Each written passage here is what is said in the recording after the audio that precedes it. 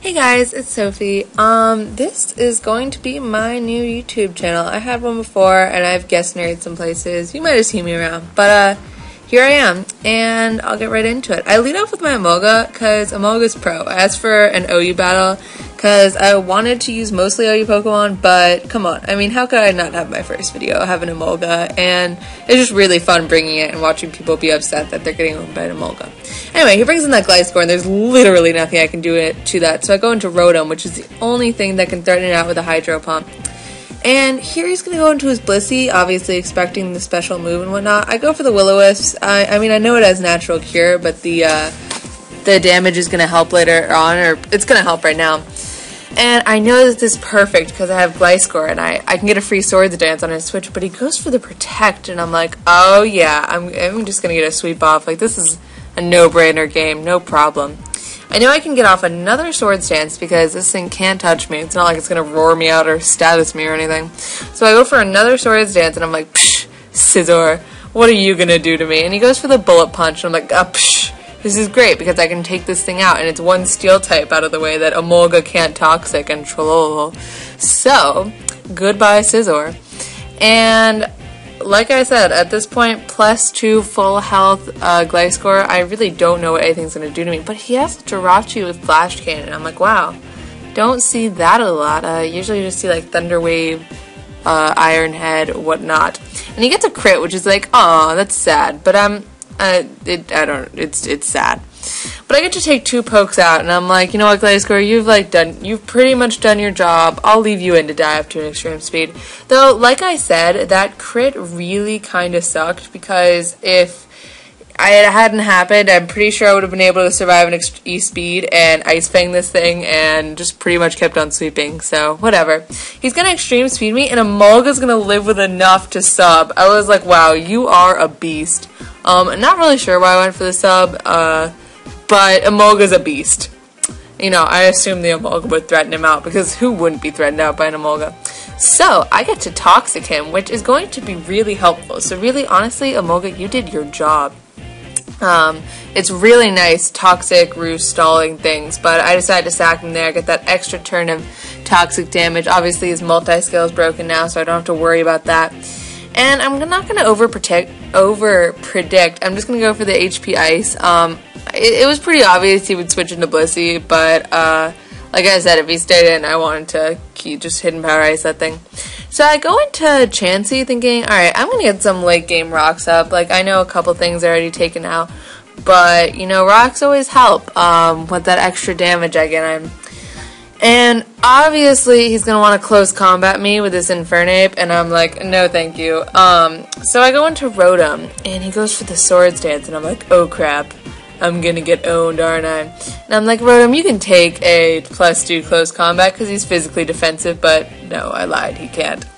So that was kind of depressing because this game would have been a lot shorter if I had kept that Rotom and just sacked, like, actually, you know what? I probably couldn't really sack anything. If I had gone straight into Heatran, I guess, on the Swords Dance, but I couldn't have predicted that. If he had just gone for the close combat, I would have died. So, obviously, Choice Scarf Earth Power is going to kill him off, so I was happy to have that gone. And I'm saving this Heatran because I was thinking, well, I'll just explode myself on Blissey, because that'll just work out. And obviously, Ferrothorn's going to wall this physical Dragonite all day, because if he goes for the Waterfall Extreme Speed, he's going to die. He could have predicted me and gone for the Fire Punch, because I assumed he had Fire Punch, because everything seems to be carrying some, like, anti-Ferrothorn thing, which is why I went for the Protect, trying to scout it out. But he decides to just switch out, which I was really surprised by, because I expected him to just go straight for it, like most people do whenever they see a Ferrothorn and they have a Fire move. But he switches into Gliscor, gets the free SD off, and I'm like, alright, I'm going to go into Heatran. Expecting him to do the SD. I mean, obviously it could have Earthquaked me, but, I mean, he probably is going to Swords Dance. It's obviously I'm going to switch. He probably doesn't expect me to go into this. And with Choice Scarf, Hidden Power Ice, even if that didn't KO that Gliscor, I expect to just bring something else in and revenge kill it anyway. But he brings in Blissey, and I'm like, oh, this thing's going to troll me this entire match. And it's kind of awkward, because I wish I could have sped up this bit more, because it's going to turn into a lot of switching out shenanigans and, like, Leech Seed, and we're both down to, like, 3 or 4 Pokemon. I think he only has his Blissey, Gliscor, and Dragonite left. But there are some parts that are pretty interesting. Obviously, this Dragonite's he's just gonna sack it to Poison and Rocks, and oh, I lied. It got a Wish. I should pay attention more instead of talking about the video. That sucks. Well, anyway, so this is gonna be kind of, I remember now, this is gonna be kind of a trend. He wants to heal that Dragonite up, because obviously Rocks and Poison are gonna be affecting it, because Emolga's a beast and poisoned it. You know how it is.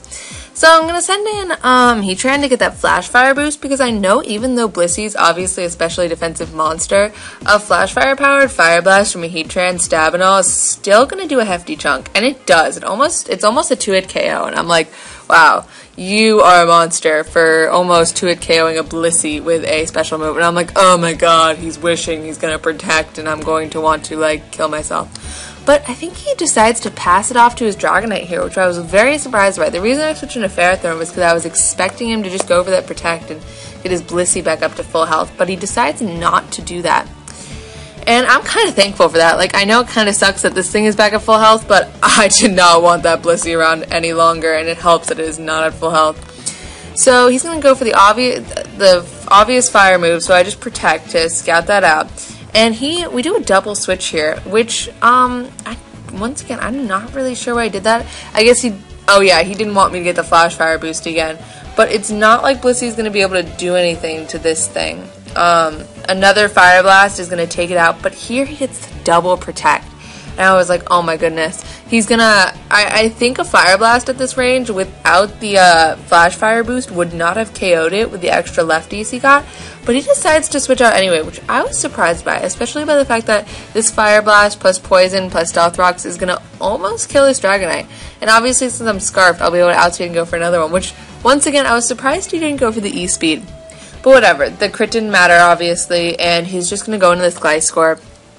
And I'm gonna go into Chansey thinking, alright, I'm just gonna sack this thing because I expected him to go for the Swords Dance. I mean, it was kind of a mind game at this point.